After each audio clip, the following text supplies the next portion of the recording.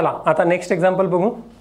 Evaluate double integration 1/x⁴ + y⁴ 2 dx dy and parabola given y = x² and y x = 1.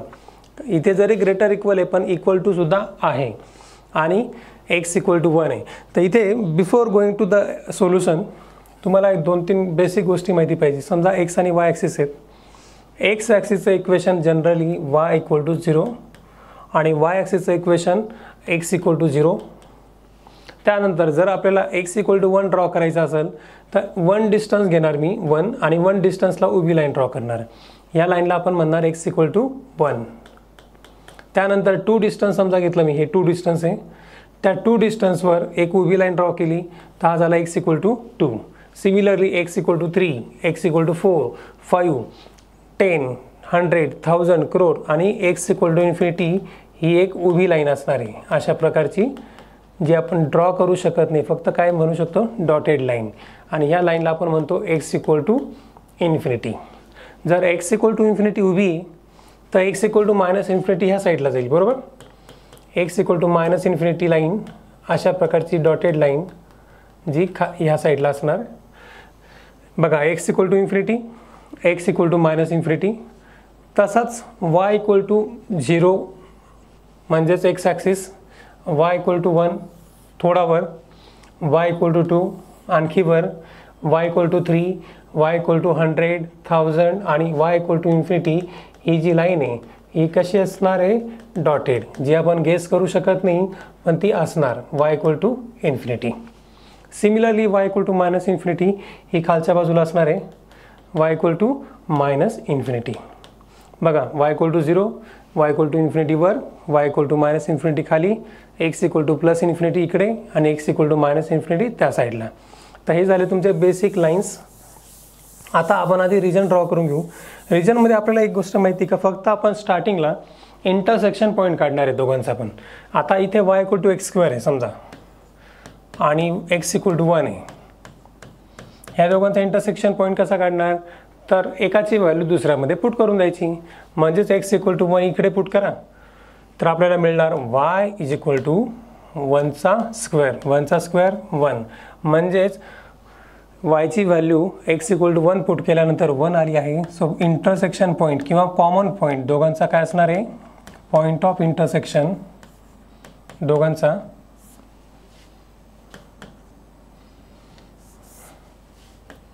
दोघांचा point of intersection हा 1,1 असणार आहे. Intersection 1,1. ह्या पॉईंटमधनं given parabola पण pass होतो आणि x = 1 पण पास होतो. कोणत्या पॉईंटमधनं 1, 1 मधनं. मग आपल्याला एक अंदाज आहे का y = x². हा जो पॅराबोला आहे हा कसा दिसतो बघा. इवन पॉवर्स ऑफ x असल्यामुळं it is even powers of x असल्यामुळं it is symmetric about y axis. मग हा जो कर्व आहे तो y ॲक्सिसच्या अबाउट असणार आहे आणि तो कशातनं पास होणार आहे, x = 1, y = 1 म्हणजे 1, 1 या पॉईंटमधनं पास होणार आहे. आपण एक अंदाजे 1, 1 पॉईंट घेतला. त्या 1, 1 पॉईंट आपण x ॲक्सिसच्या समजा ह्या ठिकाणी घेतला. याला आपण काय नाव देऊयात 1,1. सॉरी, हा जर 1 असेल तर 1,1 अंदाजे ह्या ठिकाणी येईल. हा पॉईंट झाला आपला 1,1. आता ह्या पॉईंटमधनं लाईन पण पास होते आणि पॅराबोला पण पास होतोय. सो पॅराबोला तर आपल्याला अंदाजे माहिती. पॅराबोला कसा दिसतोय बघा अशा प्रकारे, ठीक आहे. कंटिन्यू. आणि लाईन जी असणार आहे x = 1, आत्ताच एवढं सांगितलं मी, x = 1 ही लाईन जर x = 0 उभी लाईन आहे तर x = 1 सुद्धा उभीच लाईन असणार आहे. सो अशा प्रकारची एक लाईन ड्रॉ करणार मी जी ह्या पॉईंटमधनं पास होते, ठीक आहे. या लाईनला म्हणणार आपण काय x = 1. आता जो रिजन आहे, रिजन बाउंडेड बाय दिस 2, तर साहजिक आहे या दोन्ही लाईनने रिजन बाउंड केलेला आहे का, नाही. कारण इथं ग्रेटर दॅनचा सिम्बॉल आहे. बघा दोन्ही ग्रेटर दॅन सिम्बॉल आहे म्हणून जो लाईन आणि पॅराबोला यांनी यांचा जो शेडेड पार्ट आपलं जो रिजन ऑफ इंटिग्रेशन येणार आहे तो काय असणार आहे हां, आणि हा कंटिन्यू जाणार आहे का, तर इकडे दिलं आहे बघा ग्रेटर दॅन म्हणजे तो वाढत चालला आहे, तो वाढत चालला आहे, कुठपर्यंत जाणार माहिती नाही आपल्याला. मग आपण काय करणार, वरती कुठेतरी तो संपणारच आहे या डॉटेड लाईनला. या डॉटेड लाईनचं इक्वेशन काय असणार आहे, y इक्वल टू इन्फिनिटी, जी आपण इमॅजिन करू शकत नाही. ओके,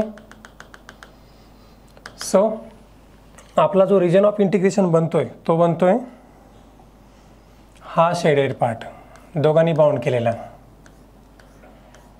आणि हा कंटिन्यू पुढे चालला आहे बघा. X greater than or equal to 1 म्हणजे काय, हा वाढणार आहे पुढे, आपल्याला माहिती नाही. आणि y greater than or equal to x square म्हणजे काय, तो सुद्धा वाढणार आहे पुढे जाऊन, कंटिन्यू असा स्प्रेड होणार आहे. म्हणजे हा जो रिजन आहे हा कंटिन्यू पुढे जाणार आहे. तो कुठे जाणार माहिती नाही आपल्याला, पण तो स्टेट आणखी पुढे जाणार. ठीक आहे, आणि तो जाणार कुठेपर्यंत, इन्फिनिटीपर्यंत. Okay, so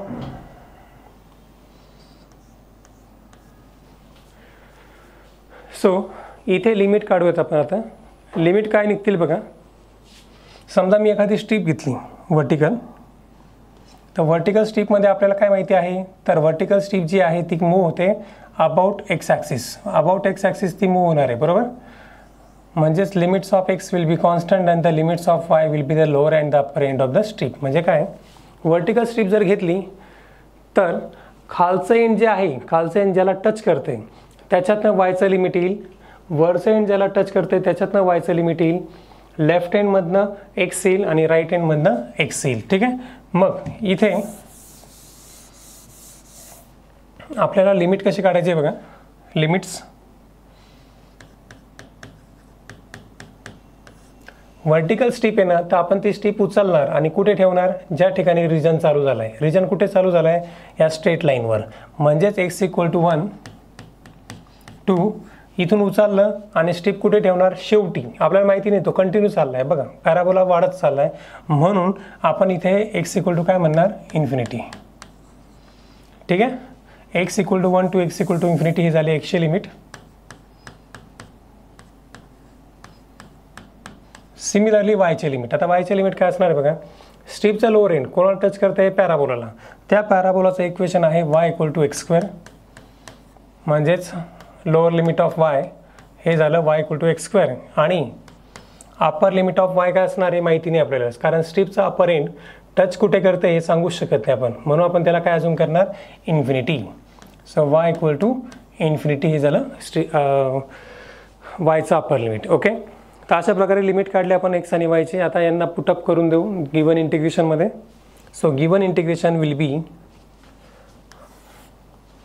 I is equal to, पहिल्यांदा कॉन्स्टंट लिमिट 1 टू इन्फिनिटी, मग एक्स स्क्वेअर टू इन्फिनिटी, आणि फंक्शनची value as it is 1 upon x to the power 4 plus y square dx dy. आता हे जे इंटिग्रेशन दिसतं आहे याच्यामध्ये आपल्याला एक कॉन्स्टंट लिमिट आहे आणि एक व्हेरिएबल लिमिट आहे. मग आपल्याला माहिती आहे रूलनुसार आपण आधी कोणतं सॉल्व करणार आहोत, तर व्हेरिएबल, म्हणजेच कोणतं, एक्स स्क्वेअर टू इन्फिनिटी.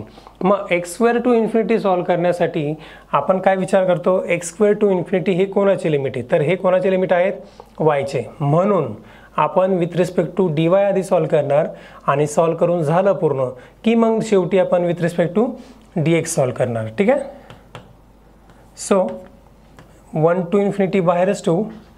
ब्रॅकेटच्या मध्ये जे इंटिग्रेशन आपण सॉल्व करतोय म्हणजेच कोणतं, एक्स स्क्वेअरपासून इन्फिनिटीपर्यंतचं, ते आपण ब्रॅकेटच्या मध्ये घेऊ.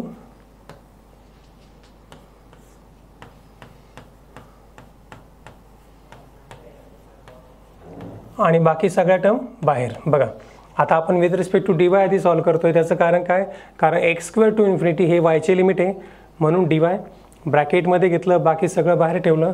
आता पुढच्या स्टेपमध्ये काय करायचं आहे बघा.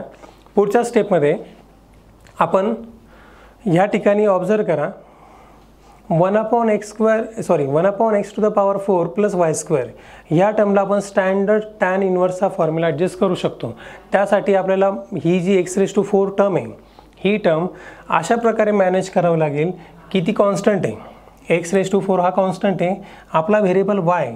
मग x⁴ला तात्पुरतं मी m स्क्वेअर किंवा x स्क्वेअरचा स्क्वेअर म्हणू शकतो, तात्पुरतं एक नाव देऊ शकतो त्याला. सो जर याला नाव दिलं मी तर याला असं म्हणता येईल एक्स स्क्वेअरचा स्क्वेअर, कारण तो कॉन्स्टंट आहे. सो मी या ठिकाणी 1 to इन्फिनिटी तसाच ब्रॅकेटमध्ये integration x square to infinity 1/x⁴ ला मी नाव देतो एक्स स्क्वेअरचा square plus y square dy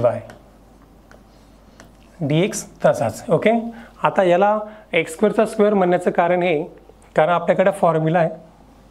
formula काय सांगतो बघा, इंटिग्रेशन समजा आहे 1/a² plus a² plus x².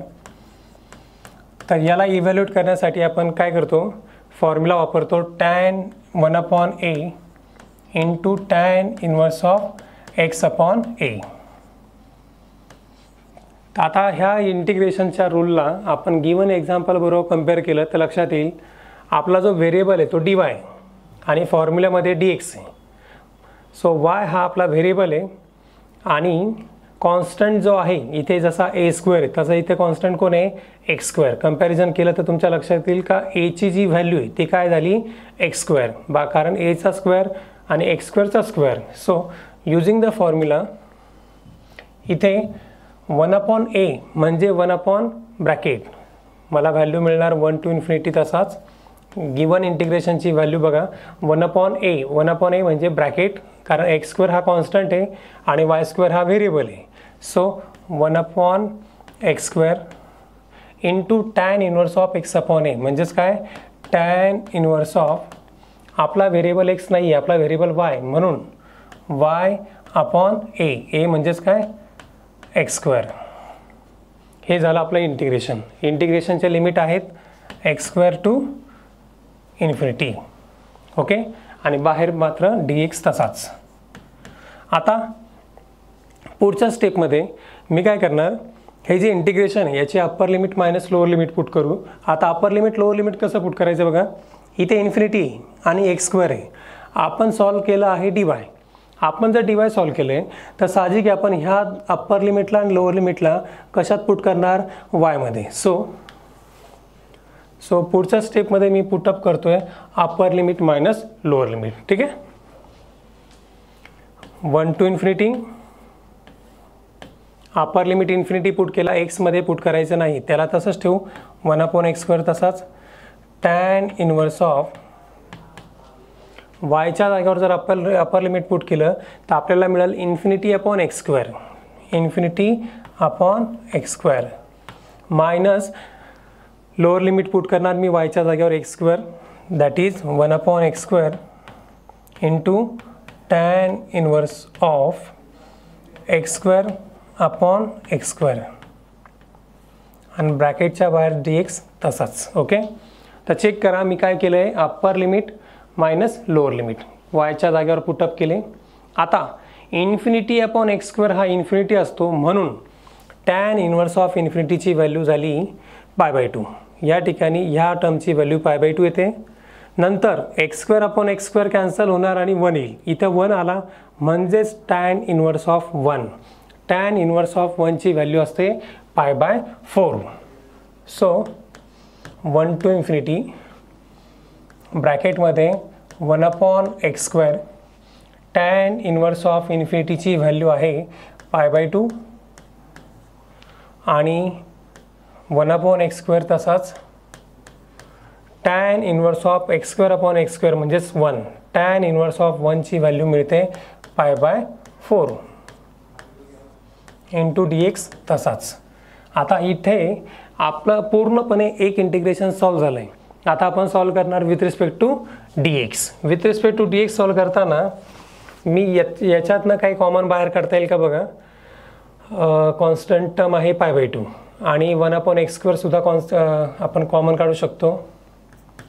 So 1 to infinity 1/x² आणि π/2 जर कॉमन काढला तर आतमध्ये राहील 1/x² इंटू π/2 कॉमन, आतमध्ये राहील 1 मायनस 1/2.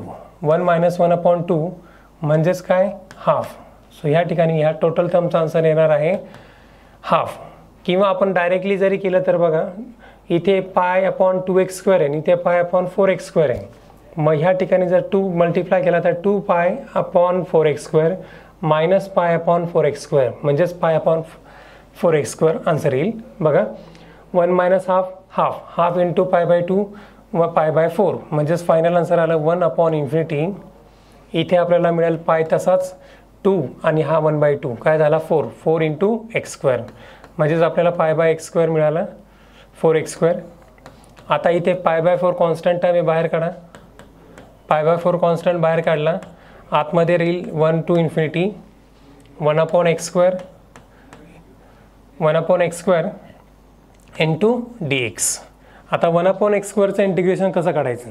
आयदर हा जो x आहे तो वरती पाठवला तर आपल्याला मिळेल x⁻² किंवा स्टँडर्ड लक्षात ठेवा 1 अपॉन x² इंटिग्रेशन हे -1 अपॉन x असतं, म्हणून इथे लिहिणार मी -1 अपॉन x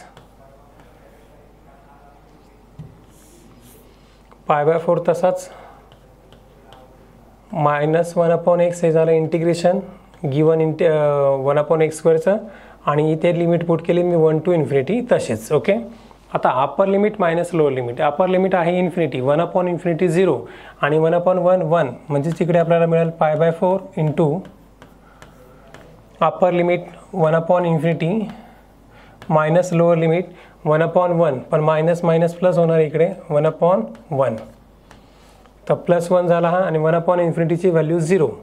सो 0 + 1 म्हणजे इकडे फक्त 1 येणार आणि फायनल आन्सर काय येईल पाय बाय 4 इंटू 0 + 1 म्हणजेच पाय बाय 4. तर गिवन इंटिग्रेशनची व्हॅल्यू ही काय आली पाय by 4. So the value of given integration is पाय बाय 4. बघा मी काय केलं, आधी y = x² आणि x = 1 यांना प्लॉट केलं. प्लॉट करताना लक्षात ठेवा एक अंदाजे प्लॉट करायचा, फक्त कॉमन पॉईंट लक्षात ठेवायचं काय तर कॉमन पॉईंट गिवन कर्वचा काय आहे 1 1 ज्याच्यातनं तो कर्व काय होतो पास. ओके. आणि ह्या रिजनवर आपण लिमिट काढले, ते लिमिट गिवन इंटिग्रेशनला पुट केले. विथ रिस्पेक्ट टू dy आधी सॉल्व करतोय. dyचं इंटिग्रेशन सॉल्व करून झालं, upper limit lower limit put केलं आणि नंतर with respect to dx solve करतोय. तर ह्या ठिकाणी पाय बाय 2 आणि 1 अपॉन x² कॉमन काढला, इथे उरतो 1 आणि या ठिकाणी पाय बाय 4 मधनं जर पाय बाय 2 बाहेर काढलेला आहे तर इथं किती शिल्लक राहतो 1/2. मग 1 - 1/2 हा इथं 1/2, तो 1/2 आणि हा 1/2 झाला 1/4 म्हणजेच पाय बाय 4. पाय बाय 4 तसाच 1 अपॉन x² तसाच, दोघांना कंबाईन करून मी लिहिलं पाय अपॉन 4x². त्यातला पाय बाय 4 कॉन्स्टंट बाहेर काढला, 1 अपॉन x² राहिला. त्या 1 अपॉन x²चं इंटिग्रेशन -1 अपॉन x, नंतर upper limit lower limit put केलं 1 अपॉन इन्फिनिटी आणि दुसरं लिमिट 1 अपॉन 1. ओके. आता 1 अपॉन 1च्या पुढे 2 मायनस असल्यामुळे तो प्लस झाला आणि 1 अपॉन इन्फिनिटीची value 0 0 + 1 1 1 into pi by 4 pi by 4. तर अशा प्रकारे आपण गिवन एक्झाम्पल सॉल्व केलं.